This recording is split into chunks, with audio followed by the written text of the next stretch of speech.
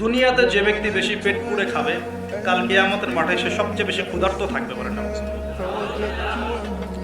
খাবে না, নিজের পেটটাকে 3 ভাগ করবে।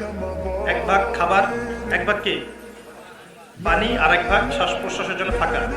আর এই ব্যাপারে একটা কথা বলে দেই, শেষ জামানায় কিন্তু খাবারগুলো সব করাপ্টেড হয়ে যাবে। কি হবে?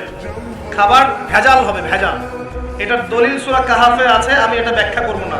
কাহাফে আছে, আমি ব্যাখ্যা করব না, শুধু ইন্ডিকেশন দিচ্ছি। 309 বছর ঘুমিয়েছিলেন আসহাবুল কাহফ। কত বছর? 309 বছর ঘুম থেকে উঠেই তারা প্রথম যে অনুভবটা করেছেন সেটা হলো তারা ক্ষুধার্ত। তারা কি ক্ষুধার্ত? দেখেন, 309 বছর পর যদি আপনি ঘুম থেকে ওঠেন, আপনার কাছে এই দুনিয়াটা আজীব মনে হবে, হবে না?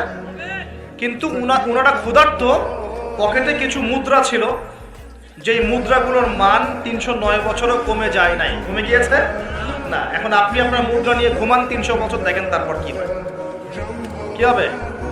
টাকা থাকবো না যাইবো গা? আচ্ছা, তারপরে শুনেন, এরপরে উঠেই তারা বলছে ফালিয়ানজুর আইয়ুহা আজকা তুআমা, এই মুদ্রাগুলো দিয়ে বাজারে কাউকে পাঠাও, তোমাদের 9 জন 10 জনের মধ্যে একজনকে বাজারে পাঠাও। ফালিয়ানজুর, সে যেন বাজারে গিয়ে দেখে আইয়ুহা আজকা তুআমা, কোন খাবারটা পবিত্র খাবার, ফ্রেশ খাবার। ঘুম থেকে উঠেও ফ্রেশ খাবারের দিকে তাদের নজর কেন?